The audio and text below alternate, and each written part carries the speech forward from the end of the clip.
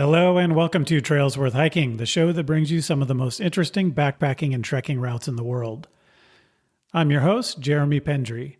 In the first part of the show, we bring you the story and history of a trail, then we tell you what it's like to hike the trail and how you can do it.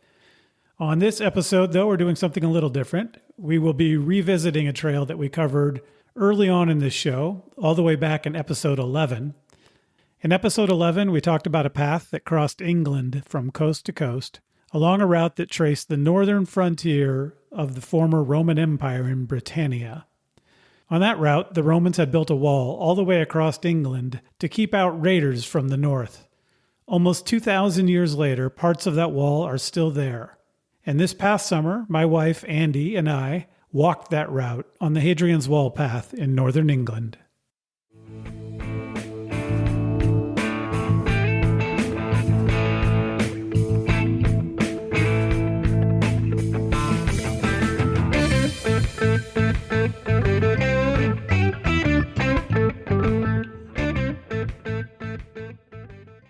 Hello, everyone. Thank you for joining me. Welcome to this special update episode. When listeners were inspired by the show to hike a trail, as you know, I feature them on our Walking the Walk segment at the outset of most episodes. Consider this update episode my own Walking the Walk report, where I will be telling you about my adventure on a trail we covered on a previous episode so that you can get my take on the trail. And now you will have two perspectives on the Hadrian's Wall path.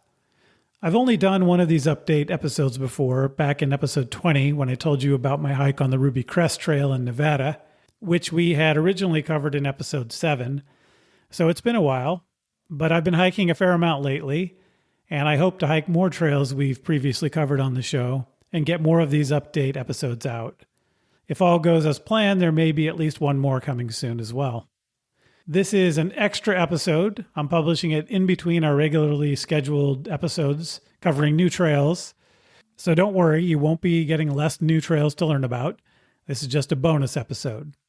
To hear the fantastic story of Hadrian's Wall, go back and listen to episode 11.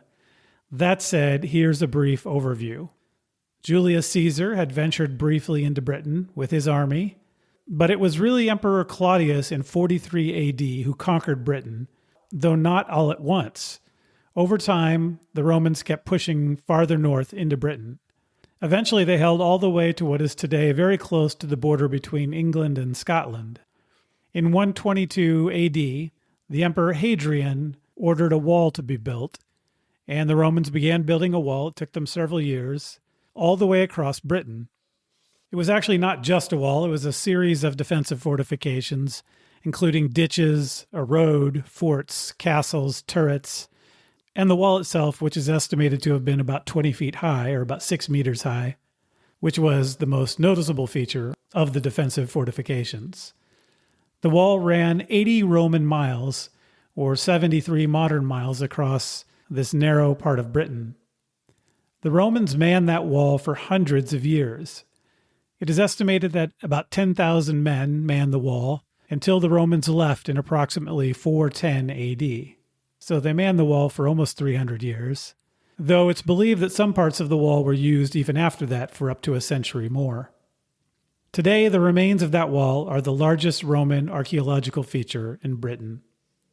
So let's talk about walking the wall path, which runs 84 miles, so that's 84 trail miles, from Wall's End, just east of Newcastle, to Bowness-on-Solway, west of Carlisle. As I said, go back to episode 11 if you really want to hear the interesting history of the wall in more detail. So now let me give you my take on what it was like hiking the wall itself and the beauty of the area that the wall is in.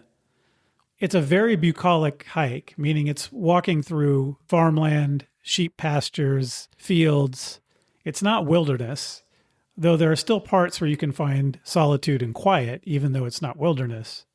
It's not terribly difficult walking. It's rolling hills, with some a little bit steeper parts in the middle, but none of it's that difficult. One of the things that actually makes it a little bit difficult is the number of stiles and stairs and small ladders to get over stone fences between sheep pastures. So the pace slows a little pretty regularly when you come upon those. But overall, that's not too big a deal. and it's pretty relaxing walking throughout. There's not a lot of tree cover. It's pretty exposed to the elements. If there is wind and rain, you're going to have to brave it. The trail could get pretty muddy at times if it rains as well. We fortunately had good weather on our hike. The day after we finished, though, a major storm came in. And while we were taking a taxi back to Carlisle to catch the train to London, we saw trekkers out there leaning into the wind and rain, which didn't look like a lot of fun. So definitely be prepared for bad weather. The pace we took on this trek was 7 days, which I think is a pretty good pace. I think anywhere between 6 and 8 days would be fine. We used Max Adventure for a self-guided tour, which is a company I've used a few times before and I've mentioned on prior episodes. They did a really good job of setting up an itinerary that worked for us. They reserved the B&Bs. They set up the luggage transfer. They offer a few different options for pacing on Hadrian's Wall, meaning you could do more days or less days depending on your fitness level or needs or desires. But 7 days worked great for us. And Max also has a GPS-based app that keeps you on the path, which was helpful. So let's talk about the direction of travel. You can do this east to west or west to east. Jack Witt in episode 11, his group went west to east. My wife and I instead went east to west. After having done the trip east to west, I recommend that direction because the scenery gets better this way, in my view. Newcastle is in the east, and it's not the most scenic way to finish the trail. It's a nice enough city, but it's an industrial-ish city and a big city, so it's not going to be a pretty way to finish the hike necessarily. And even Jack said this, I believe, in episode 11, that the finish coming west to east wasn't that great. I believe he went that way because it puts the prevailing winds at your back. So if it was very windy, it would be easier to go west to east. We didn't have heavy winds, and even if we had, I still think east to west is the way to go. But honestly, you'd be fine going either way because the most scenic parts are actually in the middle. So for that part, it doesn't really matter how you got there, whether you came from the east or the west. However, one tip, if you are going east to west, like Andee and I did, one thing you could do, which we heard of other people doing, is to pre-game the first part of the trail from Wallsend to Newcastle the day before your start date. So you could actually hike part of the trail on your day zero, so to speak. So if you got into Newcastle early enough in the day, you could take the metro out to Wallsend and visit the Segedunum Museum, which is a Roman fort museum at the end of the wall. And then you could walk back to Newcastle on the trail for the first couple of hours and cut that part out before your actual day one. That gives you a chance to go see the Segedunum Museum, which if you're starting out early the next morning, you're probably going to be there before it's open. And it also allows you to cut out that section, which isn't terribly exciting, before you get to Newcastle. Though I should say, even though I say it's not terribly exciting, it is along the River Tyne, and, that does have a certain beauty to it, even though you're in kind of the industrial outskirts of Newcastle. So I guess I shouldn't judge it too harshly. There were parts of it that I enjoyed even before we got to Newcastle. All right, so that's one possible thing you could do is knock off those first few miles before your actual scheduled day one. That would also give you a shorter day on day one and a little bit more relaxing actual day one. So let's talk about the wall itself. You are not going to see the wall all the time. That's one thing to know. There's no wall really on either end of the hike. It's mostly in the middle. And even there, it comes and goes.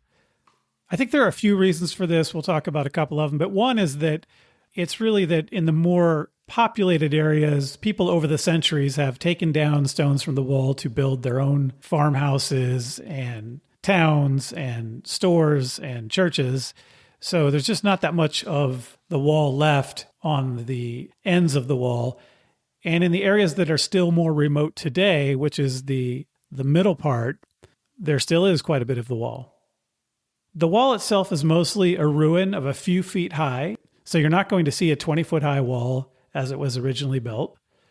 There are some sections where it's a bit higher and you get a sense of how it might have looked, maybe up to 10 feet or so, or 8 feet. but those are pretty rare in short sections. So it's just never at its original height of 20 feet or 6 meters high. Regularly spaced along the wall, originally there were turrets, which were small towers that held a few men and were used for signal towers. The ruins of many of those are visible. Every Roman mile, which as I mentioned is a slightly different measurement than our mile, there are small castles, which are appropriately called mile castles. Also, those are just pretty much foundations today, but some of those are decently well preserved to get a real sense of what they might have looked like. There's signs at many of these sites explaining all this and showing pictures of what it may have looked like. And then every 5 miles or so, there was an actual fort that held quite a few soldiers, maybe between 500 and 1,000. And several of those are now archaeological sites you can visit as well. One thing that is visible most of the route, or at least a lot more of the route than the wall itself, is the ditch.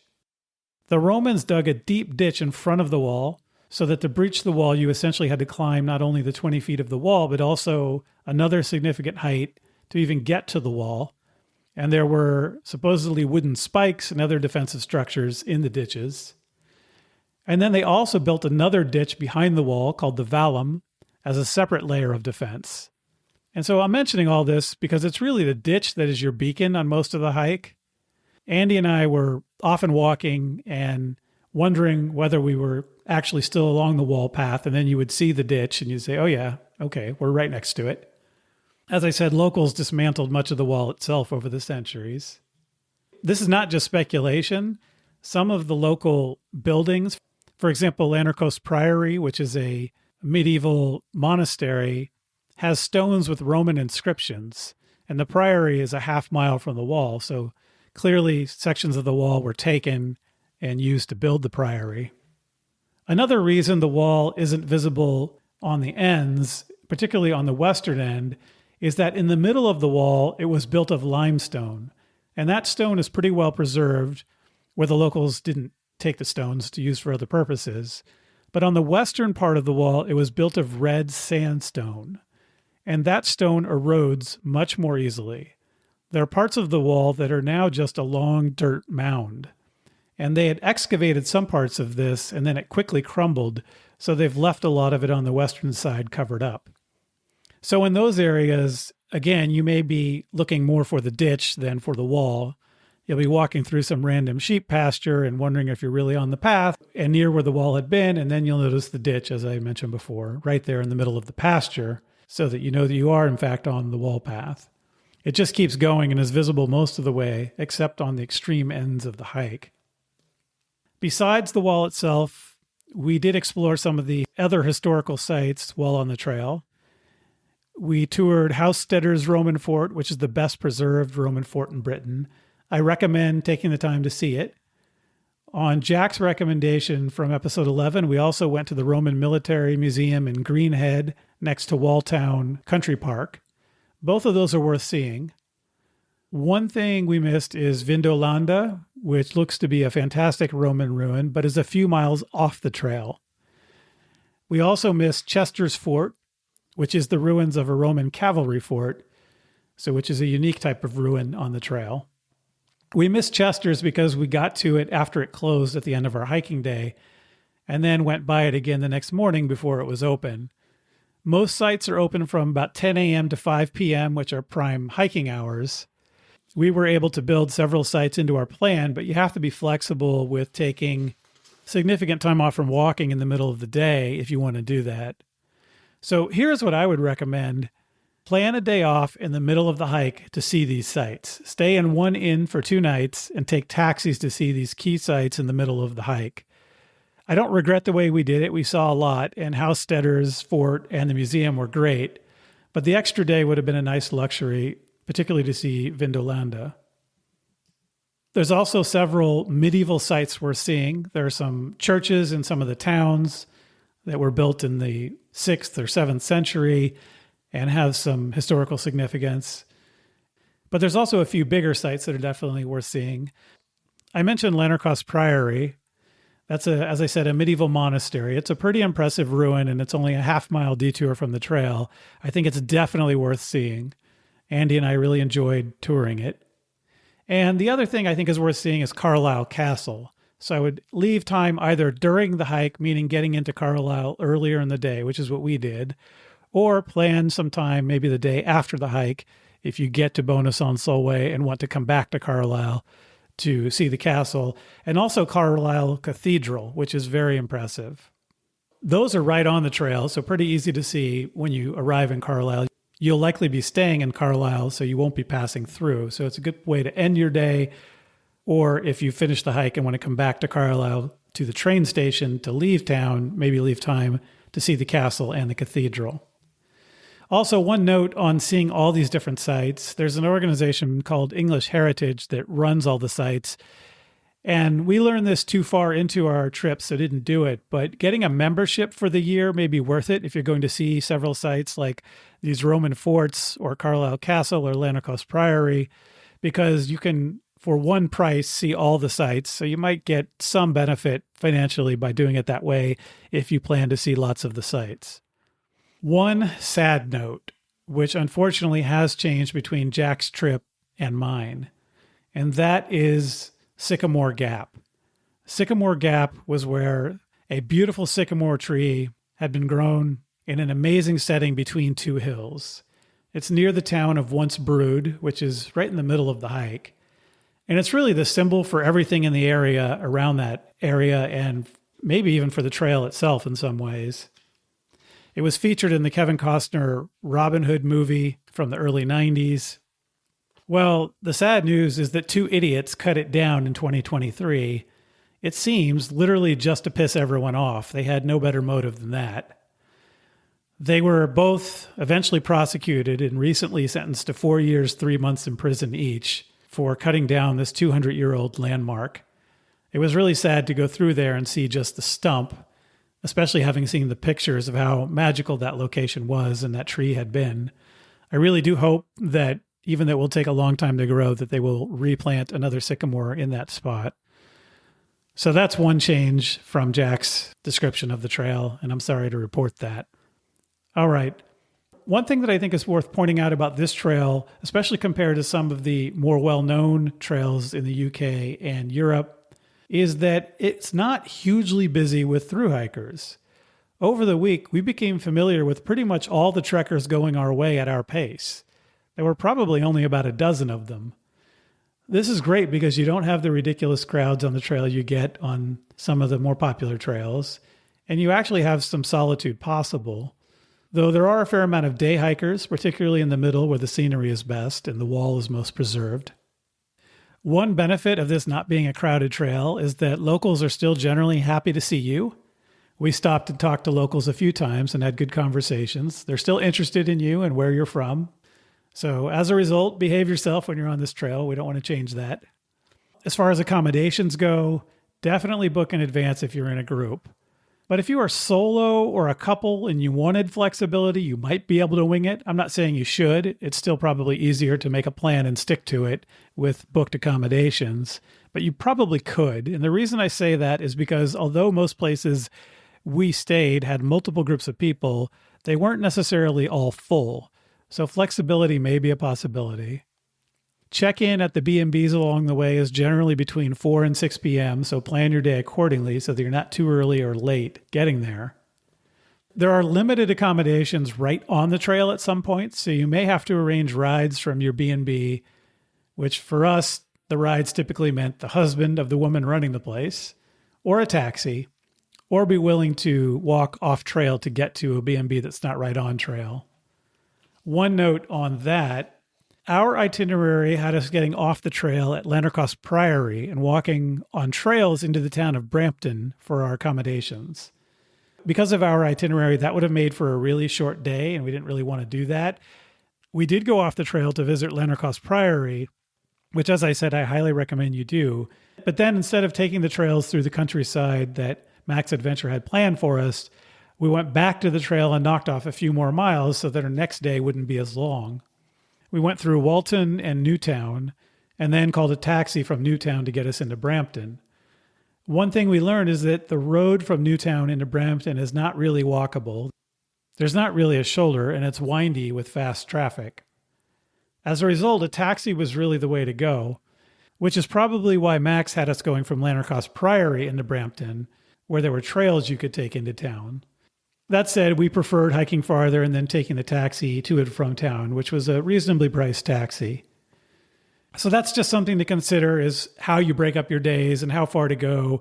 And if you're staying not right on the trail, there may be ways to break up the days that allow you to still go to the same town, especially Brampton. There's a few different towns that you could stop in on your hiking day and still go into Brampton. This raises one thing about phones, especially when you're coming from out of the country, like I was coming from the US. I had a data eSIM, but not a phone number eSIM. This worked great in cities and mostly worked well where there was Wi-Fi, but it didn't work as well when we needed to call to get picked up by our B&B or a taxi when our accommodations weren't right on the trail. So as a result, I had to turn on my normal cell phone and pay Verizon's $12 a day fee for international a few times for a 24-hour block, which reduced the value of having the data eSIM. In the future, I'd probably get a full phone number eSIM if I anticipated this kind of situation coming up. Though if doing non-trekking travel where I wouldn't need to be picked up at rural locations and where there aren't Ubers, the data eSIM would have been fine. In cities, I just take public transportation or Ubers, which the data eSIM can handle because you don't need a phone number to do that. One other note, I keep talking about getting to your B&B. You definitely can camp on this trail. There are private campgrounds available along the route. We did see campers. So this is a real option, but would take a different kind of planning, and we didn't do it that way. But I do want to point out that if you're someone who just absolutely loves to camp, even if you're in a non-wilderness area, or if you're on a tight budget, that might be a better way to go. So you could do this trek just camping along the way. Also, even staying at B&Bs, because you don't really need to carry that much equipment for this hike, you could do this trek without luggage transfer. You could just carry a slightly bigger day pack that held your spare clothes. We had luggage transfer through Max, but I think we could have gotten away without it if we had wanted to. Let me highlight the situation with food on the trail. The B&Bs, if you're staying at those, have breakfast included. You can buy a sack lunch, which we did most days.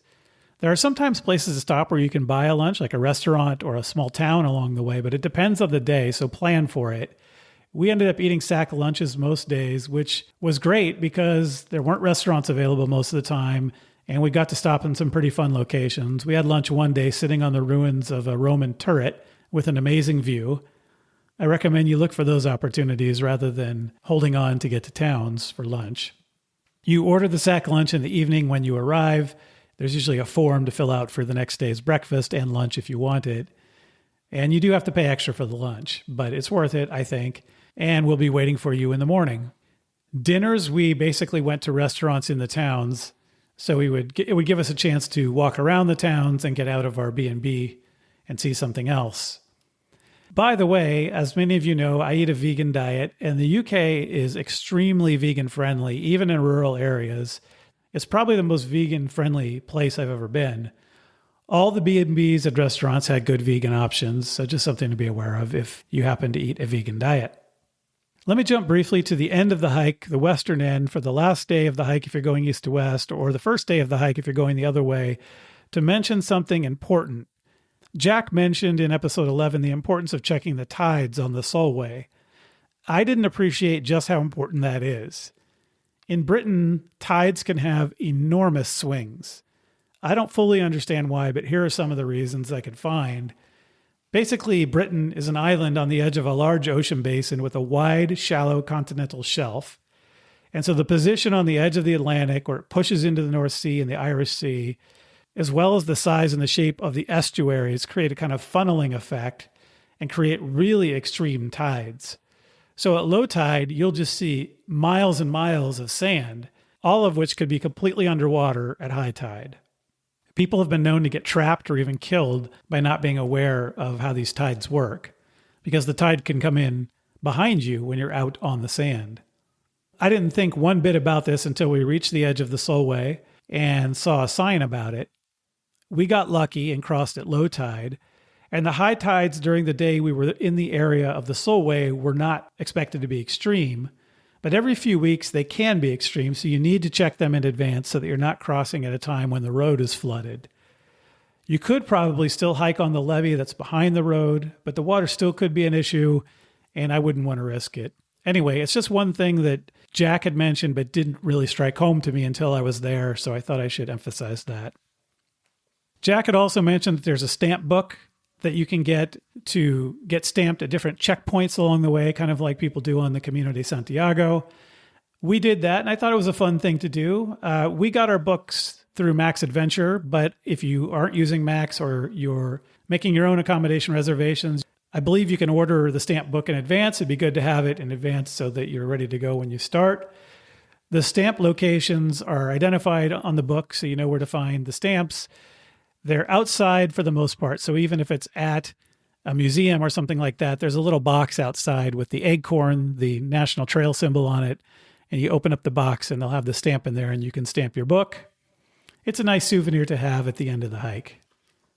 All right. So that's pretty much it. Those are my thoughts on the Hadrian's Wall path. We really, really enjoyed the hike. I think it's absolutely a hike worth doing, particularly if you're a history buff. I am someone, as you all know, who loves the history of the areas I go hiking, and there really isn't a better hike to be absorbed in and really in the middle of a historical site throughout the entire hike. So for me, this was a real treat. As I said, it's not the world's most difficult hike, which can be a great thing if you're more elderly or you want to hike this with young children, or if just like Andee and I, you just want to have a nice, relaxing, enjoyable hike. It's still challenging. You're still hiking 12, 13, 14 miles a day sometimes. So it's not as if you're not putting in the time and working hard, but it's just not the brutal up and down that you get in alpine settings or other kinds of settings. So I recommend it. It was a lot of fun. I'm glad we did it. And I really enjoyed that it wasn't an overcrowded hike as well. So I hope in this episode and the one with Jack Witt in episode 11 that we've inspired you to hike the Hadrian's Wall path. And if you enjoyed this episode, tell a friend about it and episode 11, or better yet, give us a good review on whichever podcast service you use. As always, keep in mind that this podcast is entertainment meant to spark your interest. If you decide to hike the trail, do your own research. Like anything else worth doing, outdoor adventure has risk. So when you go, pack your common sense. And when you get back, tell me how it went. Before we go, I'll give you a quick reminder to buy backpacking meals at Outdoor Herbivore with the discount code TWH10P. Just wanted to give you a quick reminder on that. That discount code is still active through the end of 2025, I believe. So stock up for the fall trips you might be taking or get ready for next spring. TWH10P for delicious vegetarian or vegan backpacking meals. And of course, you don't need to be vegan or vegetarian to love them. Thanks to Outdoor Herbivore for sponsoring the show. Next time on Trails Worth Hiking, as previewed in our last episode, we will be traveling a multi-day, steep series of connected trails in the mountains that will take us through forests of pinyon pine, juniper, and oak woodlands, but with expansive views of the surrounding Chihuahuan Desert, as we go to Texas for the first time on this show to hike the Outer Mountain Loop in Big Bend National Park. If you have any questions or feedback on this episode, or ideas for future episodes, including if you want to be a guest and talk about a trail that you've hiked, reach out to me at trailsworthhiking@gmail.com. Please do be aware, though, that I have a multi-month inventory of episodes, so it may be a while before I can schedule a time to have a conversation about a trail you've hiked if I think it's one we should do for the show. But it will eventually happen, so keep pestering me and we'll get there. All right. That's it for this episode. So start planning your next hike, and before you know it, you'll be on the trail. Thanks for listening.